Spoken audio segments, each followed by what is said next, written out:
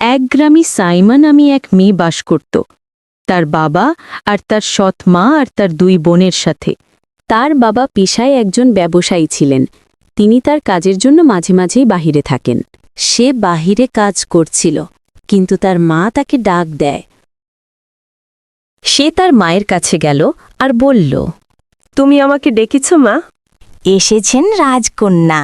তা কি করছিলেন? বেলা কত হলো তার খেয়াল আছে? রান্না করতে হবে না? মা, আজ আমার কলেজে যেতে হবে। আজ না হয় তুমি রান্নাটা করো। যত বড় মুখ নয় তত বড় কথা। আমার হয়েছে মরণ, তোর মায়ের সাথে তুইও যেতে পারলি না, হতভাগা।